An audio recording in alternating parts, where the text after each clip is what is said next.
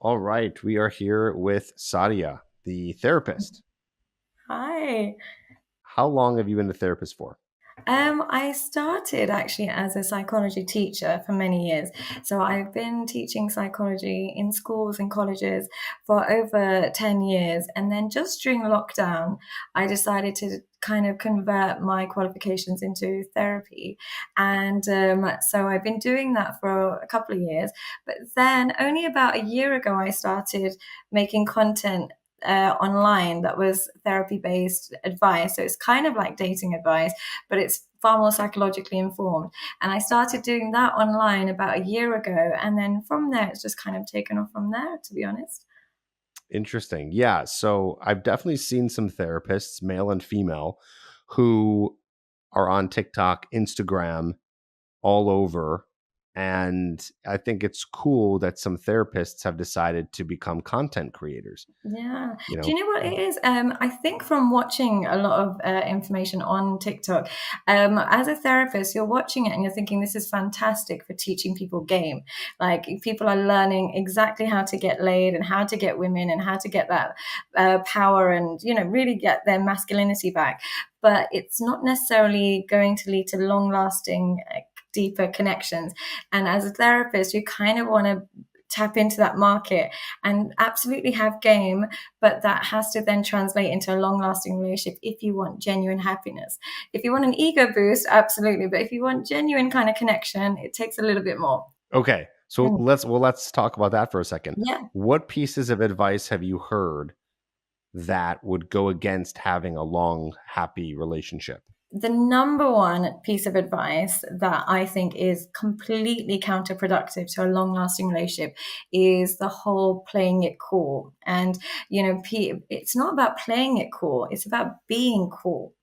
Playing it cool is like mirroring. If she takes long to text, you take long to text back. If she wants to go to the club, you go to the club. If she's adding girls, like adding guys, you're like it. All of this kind of protest behavior, behaving like you're in a chess game.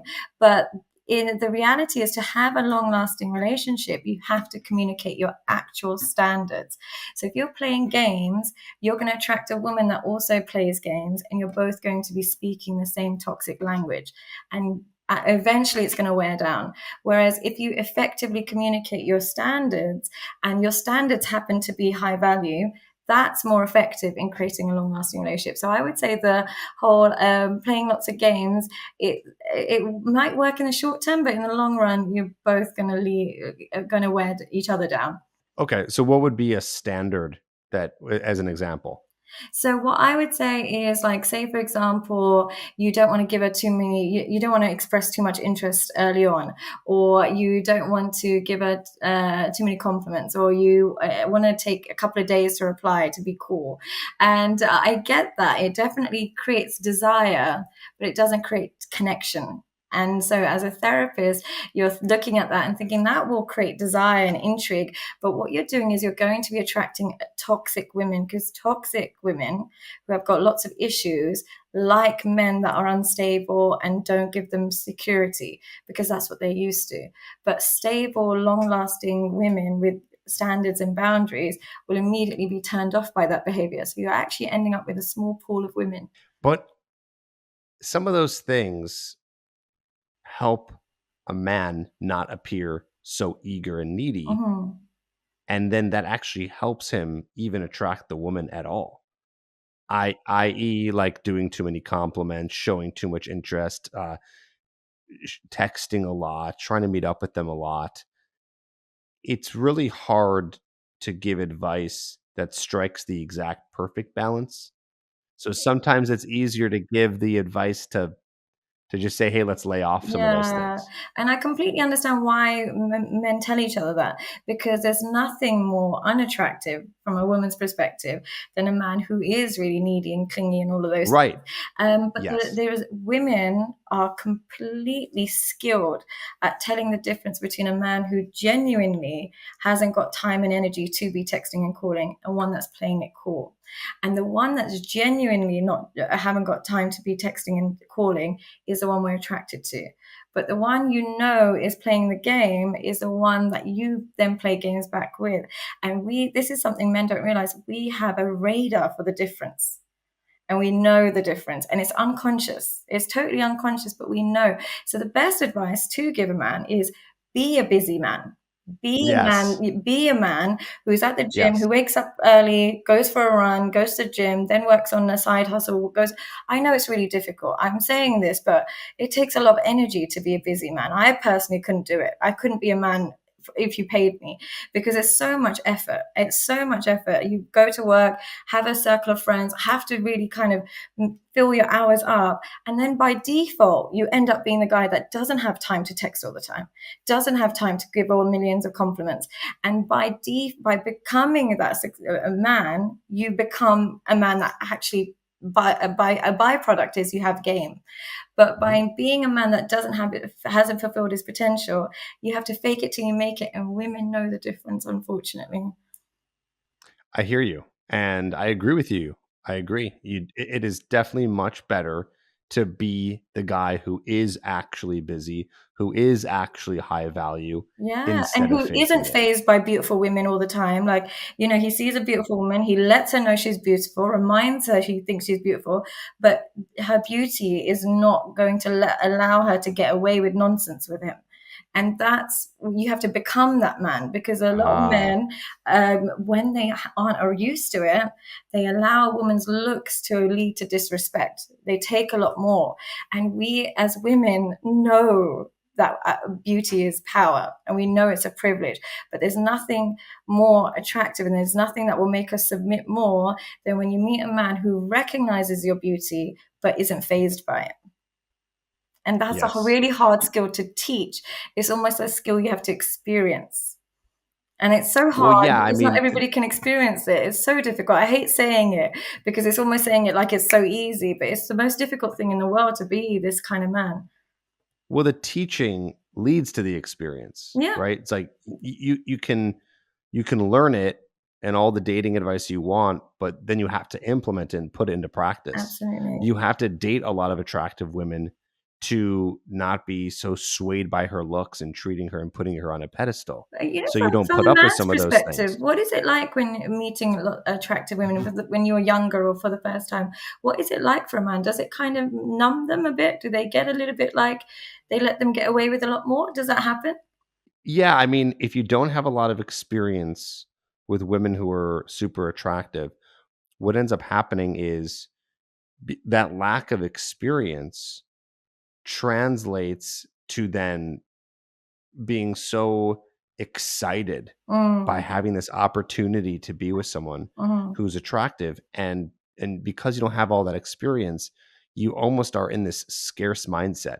And I've said this before, is men are by default in scarcity and women are by default in abundance in terms of their availability to the opposite sex. So because of that scarcity, someone who's just entering, like, oh, okay, I'm 17 or 16 or whatever, even 30 or 40, and just for the first time experiencing what it's like to get maybe attention or even a conversation with someone who's attractive, because of that scarce mindset, you end up screwing it up because they're so high in a pedestal.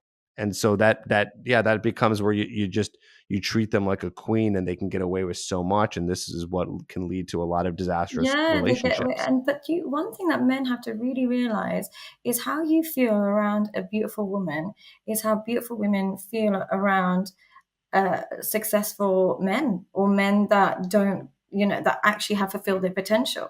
When we meet a man Yes. who's fulfilled his potential, as in he takes care of his appearance, he works hard, he's busy, he's got friendship circle, his mind is occupied, we are just as intimidated by that type of man as you are by a beautiful, Instagram girl, because we see that man as, oh my God, I wouldn't be his be all and end all. He's got so much going on in his life. Wow, like, okay, I need to come correct. And it's the exact same thing. We have the exact same level of intimidation by those men as men do with beautiful women. You just got to remember that. Whereas we really remember that our beauty will intimidate you. So we work on that. Men don't always remember that Yeah. their value and their success intimidates us in the same way. and they forget Yeah. and they focus a lot on how they communicate with us. But really, when you meet a man who's a CEO or successful or doing really well, he doesn't even have to talk. We're already attracted because he is the prize, not how he talks to us and not the game he spits. And it's similarly with beautiful women. She doesn't actually have to say a lot. She will just be who she is enough to intimidate. And it works both ways, but just in different dimensions. Yeah. No, you're totally spot on. And that guy is scarce too, by the way. Absolutely. And Right? they are There's not a you, lot of like super high value men. no, but you know what? It's not as difficult as it sounds. All high value means, from a woman's perspective, is a man fulfilling his potential, mind, body, and soul, fulfilling his potential. It doesn't mean he has to be the richest guy in the world or he has to be the most handsome man in the world. He's doing his absolute best. That's what we are Yes. attracted to. Yes. And he can't, And you can, he yeah. can't be he can't be a starving artist. Yeah, well, yeah, he can't be a starving artist. But then I would argue, is that him doing his best? Because say, yeah, Ooh, is good because what I point. would say is, say for example, he's an Uber driver. This is no disrespect, but say if he is an Uber driver, and there's a cap of how much he can earn. I would argue, babe, are you doing your best in life? Is this your best? I don't think it is. I'm sure you've got other skills or avenues, or use your connections, take out a loan, invest, do your best, because this isn't your best. I'm sure everybody can tap into their best, and that's what high value essentially means. If you're not that educated, you're not that skilled, your best might be you take up double shifts, 3 shifts of Uber driving, but you're doing your best, and that's attractive. It won't necessarily get you the top range women, but you will definitely get respect from your woman, whoever she is. Well said. Well said. Okay. I want to, that's awesome. And I want to kind of dive back into something we said a little bit earlier Mhm. because I'm curious. Okay. So you're a therapist, you Yes. work with men and women. Yes. Yes. Yeah. Okay. You said something earlier about you feel that men have it really hard. Oh, Okay. incredibly. So I'm curious if you had to say who has it harder, men or women, based on, of course, your personal experiences being a female, but also the fact that you talk to men and women on their deepest, darkest I don't even have to think situations. about it. It's men by a mile in every Really, you arena. truly believe that? In every arena of life, they have it harder Tell me why. because we can become damsels in distress. We have that get out of jail free card where I can tomorrow be unemployed, and there will be a man in my life at some point that will say, okay, you know what, Sadia, come on then, let me I'll look after you, whether that's my dad, my brother, or my partner. Somebody will save me. And majority of women, and they don't have to be beautiful, I'm just saying they just have to, they can experience that. And one thing you'll find as a woman, the more of a damsel in distress you are, the more men actually want to look after you. They do more for you. A man can absolutely hate his job, hate his appearance, have terrible relationships with his family, and not one person, no one's coming, no one's No, saving him. And nobody. it's It's all up to heartbreaking, him. yeah, because one thing I've noticed is, for me personally, if I'm forcing myself out of bed in the morning to go to work, I'll just say, I don't like this job, I'm quitting. And then I think there's men out there who have that experience all day, every day, up until they're 70 years old, and think if they don't go to work, kids don't eat. And there's women that experience that too. But the pressure on a man is completely different, completely different. Yeah. And Yeah. so I would say, on a financial level, I wouldn't trade places with a man ever. In terms of like in family issues as well, it's just like with women, when we go through something, we talk to a million people about it. We'll talk to our hairdressers, we'll talk to our friends, our family, any problem we have, we dissolve it through communication. With men, they absolve it, they internalize it until one day they have a breakdown. But it's internal that I couldn't do if someone paid me. Like, I couldn't hold that in.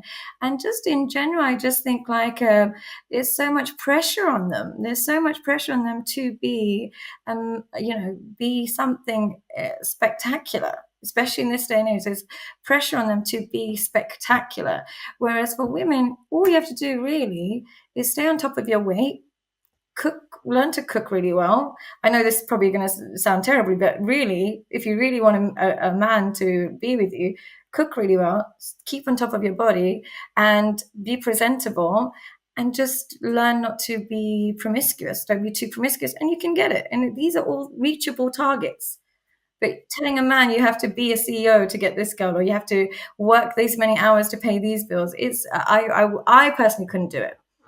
Yeah, because you just said earlier that an Uber driver wasn't enough.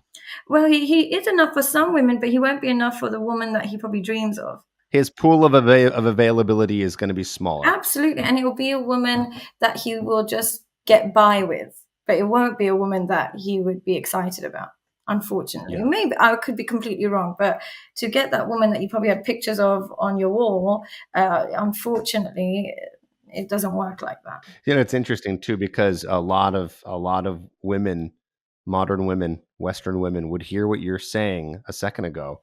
They wouldn't like that too much. I could But care less. You know, I know it sounds, I could care less, because I'm British. I'm born and raised in London, but I'm ethnically from Pakistan, and I'm Muslim. And these are values and traits that I haven't lost in my experience. And you know, I come from a different culture. And when you come from two different cultures and you live in one society, what it does is it helps you detach from both. You end up staying detached from both, and you actually just pick what actually works. And what I've learned in my experience is what actually works is having awareness of that your gender is your superpower, and by negating it, you're losing access to your natural your core abilities. So I don't agree with the idea that men and women have to be exactly the same. I think we should try and learn each other's needs and meet them rather than pretending we have the same needs. yeah, I agree. I mean, listen, I think that the stats will show it for itself. I mean, it just will show what actually works and what doesn't work. It's like we don't even have to sit here and try to convince men or women. If you just look at the statistics of who's getting together and who's happy based on their goals and what they want, you're going to see. What is it like for you? I mean, you're American, I'm guessing. Do you guys believe in more equality, or do you agree with gender roles? What do you kind of feel about that? What I've been seeing is less and less over the year, Mm, and over the years, it's more and more about. Well, it's interesting. I want to say it's been more and more about equality, but that word somehow isn't translating to what it really means. Like we talk about equality, but then we talk about gender roles, and to me, those things are separate. But for some reason, there's so much in the same conversation. You yeah, know, it's like feminism basically means a baseline that men and women are equal or should have equal opportunity. But then it goes deeper than that into, okay, well, what works to get a man attracted, what works yeah. to get a woman attracted.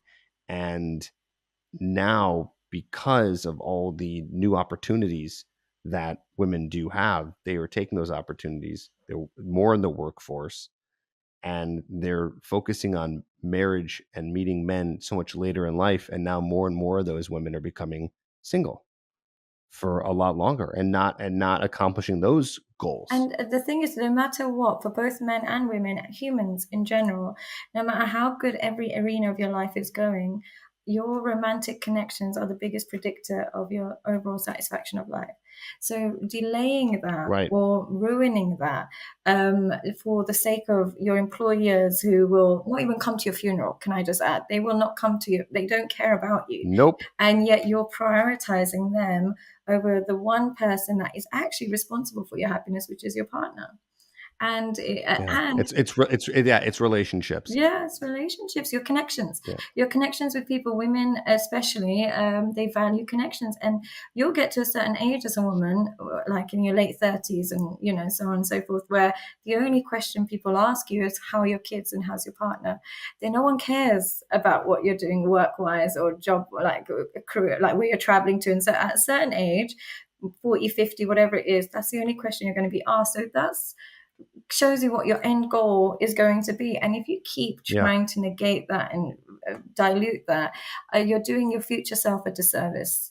And I mean this for men and women. I don't mean this just for men. I think women. I think men are also a little bit deluded into thinking they don't need relationships and they don't need marriages and stuff. But I promise you, it's a huge predictor of your mental health in the future. I wish it wasn't the case. I wish Yeah. we could be independent, but we're not designed to be. Yeah. No, Mhm. 100%. Have you Mhm. heard about this 80-year study? No, That's the 80-year study in happiness? no, tell me. Okay, so there, I'm actually very excited. I'm going to be interviewing someone who actually worked on this study. One of the longest studies.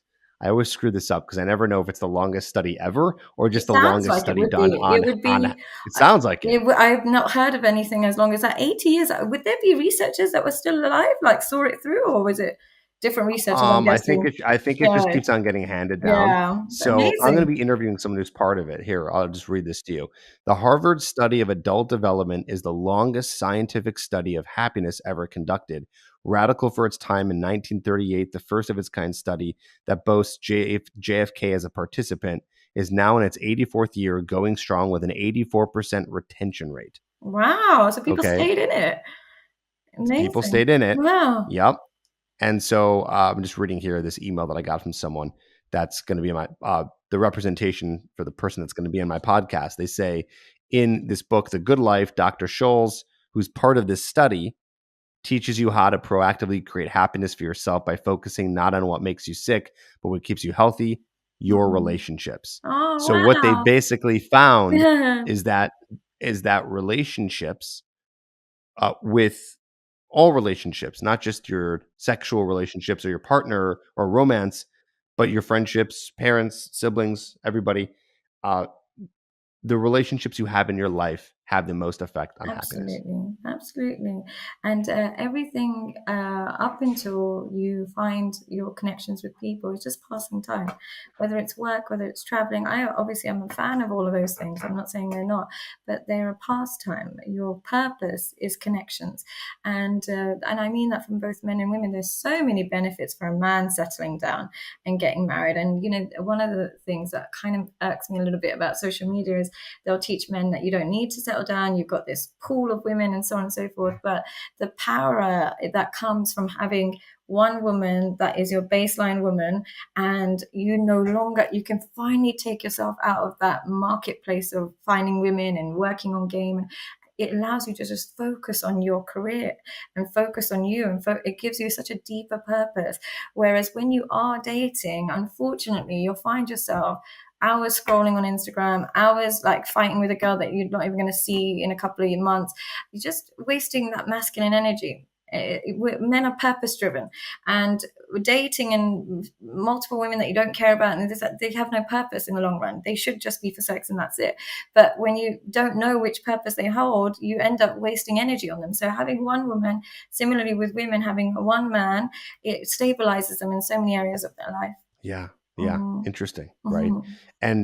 And I've also found too, and I'm never one to preach about whether you should get married or should not, or just want to be single. I kind of don't care what people want to do. But it is interesting. I found a lot of guys when they just want to kind of hook up and do that for a while, it becomes quite lonely. And Absolutely. you've succeeded in the area of maybe sleeping with the amount of women that you wanted to, or the type of woman you wanted to, and that pleasure, or I will say, I guess this fake fulfillment goes away pretty fast. You know what it is? Pleasure comes at the expense of peace. And what you need in order to excel at life is a level of peace. So when you're pleasure seeking, you can't be at peace.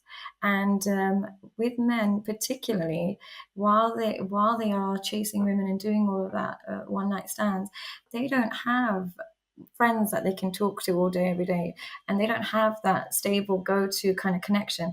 So whereas a woman does give you that sense of stability and predictability, so they need it more than anybody. I feel like men actually do need it more than they realize. Of course, it's tiresome. Of course, women are difficult. Of course, it comes with its flaws. But men, they are good at thinking they are good with a purpose. And when you are with a woman, she gives you a little bit of purpose. And when you're not with one, it's a lonely place for men. It's really lonely. No one asks them about their day. No one cares if they're upset. No one cares if they've eaten. So when you have a woman, if you have a good woman, especially, main thing is having a good woman. It does a lot for a man. Yeah. I'm curious, what do you think about the idea of women being purpose driven, and how does that all come together?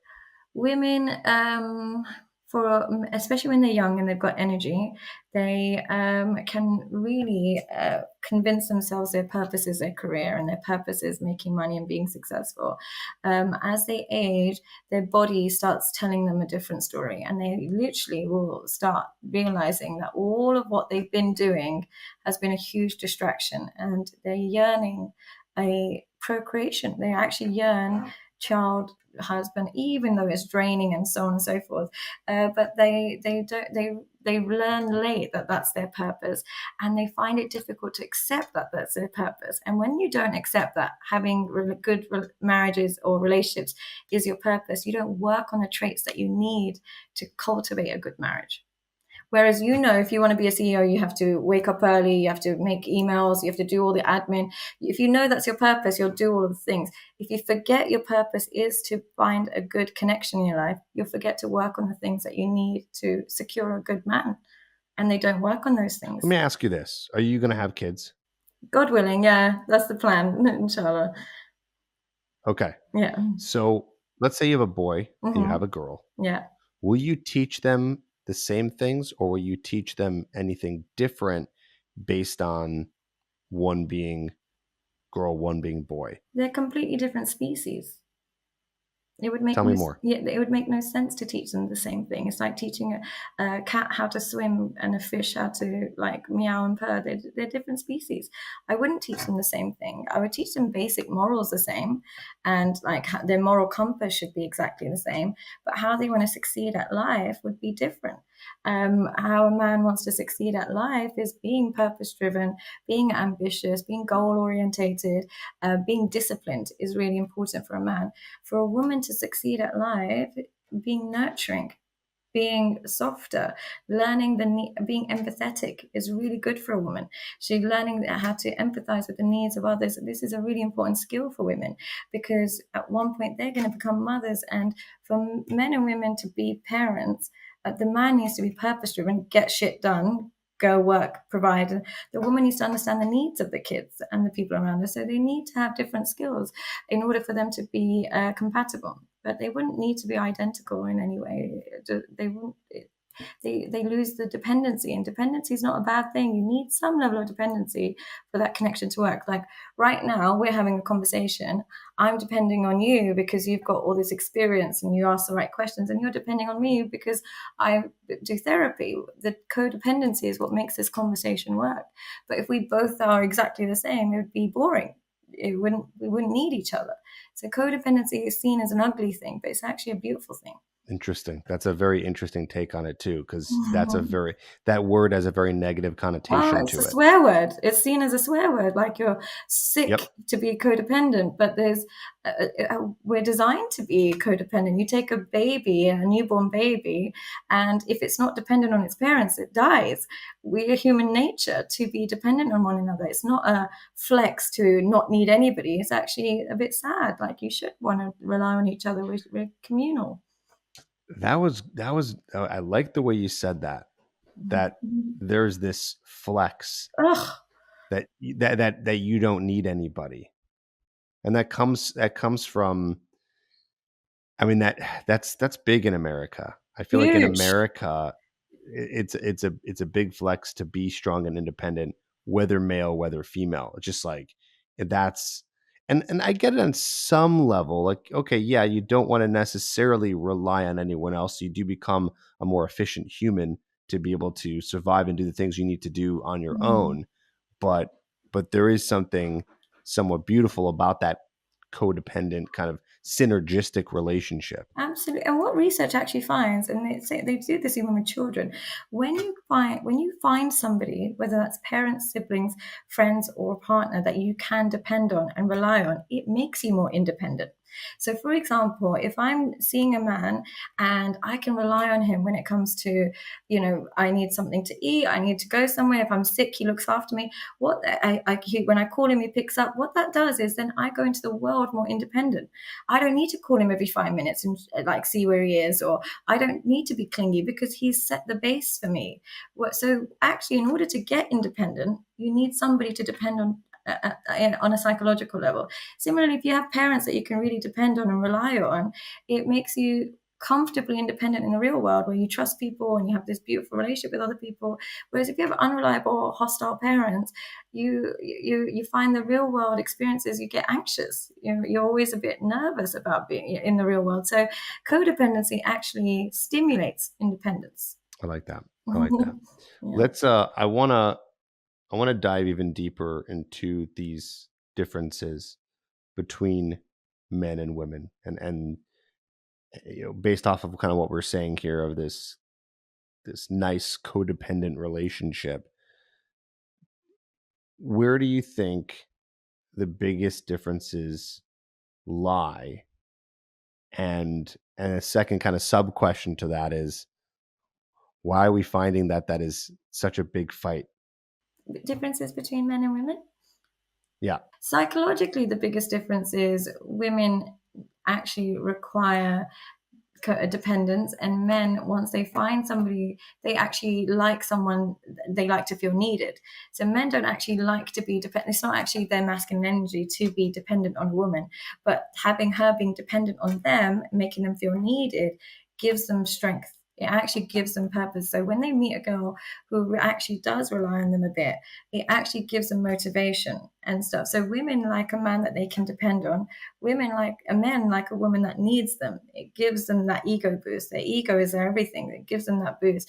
So psychologically speaking, that's the biggest difference.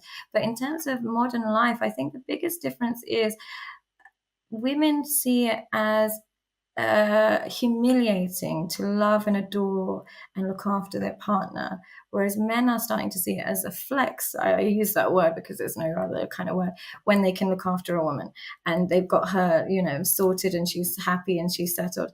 And I think that's breeding a really unjust world for dating.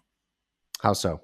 Because there are men out there that are working hard to become successful and rich so they can get that really like sexy woman that they've dreamt of, or this, that, and the other. But there aren't the same amount of women that are thinking, let me learn how to cook, or let me learn how to give a nice massage, or let me learn how to nurture my man. They're not being taught that. So it's Almost stepping away from their feminine, yeah, from feminine qualities, which is absolutely. exactly what men are attracted to. Yeah, so you're getting men to become more masculine and be more successful and high value, but you're leaving them, you're creating a pool of women who will bring nothing to the table. And it's going to lead to empty connections. What's happening? What's happening in where you're in the UK, right? You're in London. Yeah, same thing, sadly. With the social media, TikTok, Instagram, the globalization of social media means that every culture is slowly getting to that whole independent, self-sufficient, I don't need a man.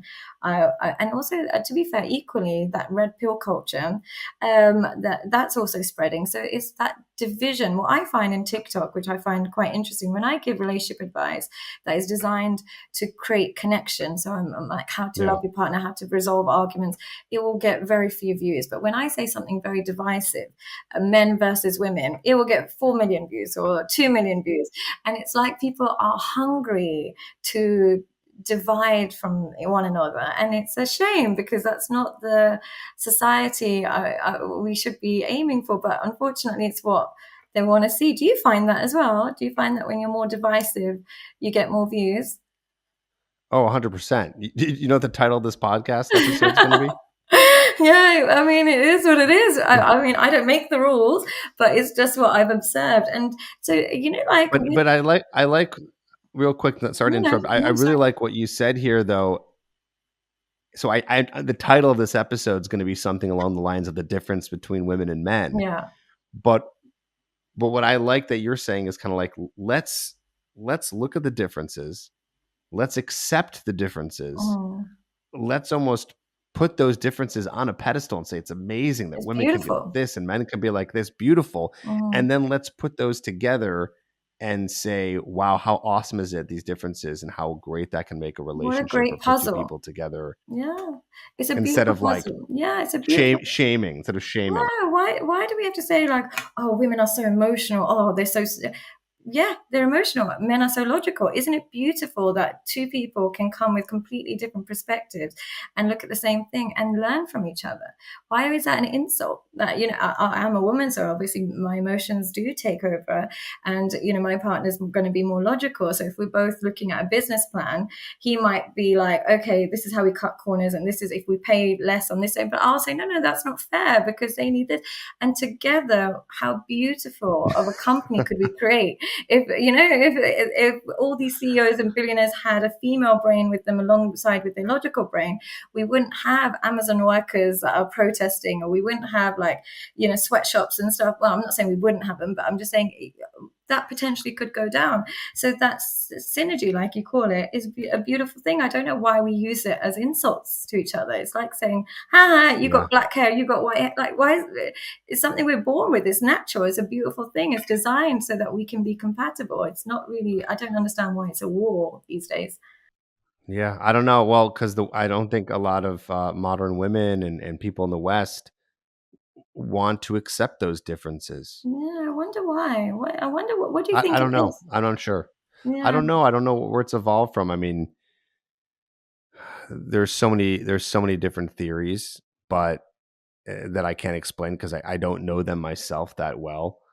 Um, so I'm not really sure. It's just interesting. Yeah, it's to me, it's interesting where we got this idea that men have it so great in life, like, and why they have it so good, and that we want to be like them. I couldn't think of anything worse than being a man. Like, even when we talk about being unsafe at night, I'm saying this as a woman, and obviously, unsafe at night is a thing. But I used to worry about my brother in London and in the US. I guess it's even worse. But if someone's going to get shot or stabbed, it's going to be a man. It's not going to be me. I can sit on any bus or any, I can wait. I'll get wolf whistles and I'll get that kind of issue. But I don't really feel like someone's going to stab me to steal something from me. And I don't feel like someone's going to shoot me by accident. I feel like that wouldn't happen to me. But I worry about that happening to young boys. And so I don't understand where the privilege is from being a man. If I get stopped by the police, genuinely, I'm like, leave it to me. Give me 5 minutes. I'll charm my way out of them. And I've done it. I shouldn't brag about this, but countless amount of times. If I was a man and if I was a man of color, I would be shivering in that situation. So I don't understand where the privilege actually lies. I think both are privileged and disadvantaged in different ways. Yeah, and that's the smoke screen there, is that Mm.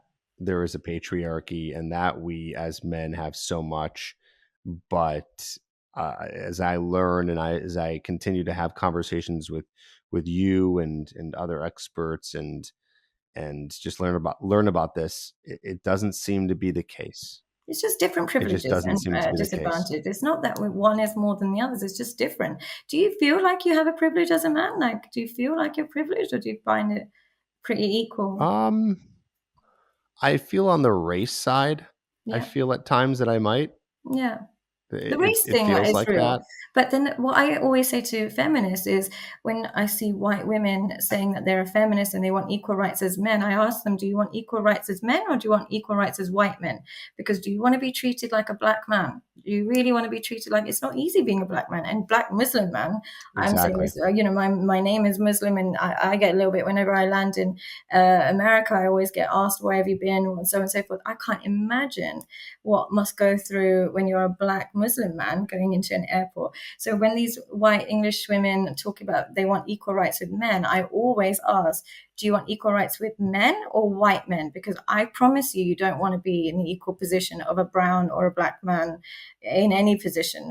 Like I promise you, whether that's work, whether that's the airport, whether that's court, you don't want to be in their place. So I always do ask them that. And then to go back to your thought on have I ever felt privileged because I was a man? I can't think. No.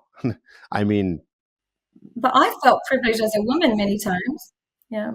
You can't think of examples of like, not on my end. No. yeah, Not no, not not personally. No, because I feel privileged all the time as a woman. Like I feel privileged every time. Like I know if there's, a man behind the counter and I need an extra this, that, and the other, I don't have, the change for this, it's no problem. It's not a problem. If I'm carrying something heavy, it's no problem. Little things like that on a day to day. I'm privileged. I know, like, if something goes wrong, if I get a flat tire in the middle of the road, it'll take no time for someone to stop and help me. So I feel the female privilege on a day to day basis. It might be for other reasons other than just being a woman, but I just feel like I don't know if gender is really what causes privilege. There's so many other factors to it. It's appearance, it's age, it's race. There's so many other factors. I don't know why we home in gender.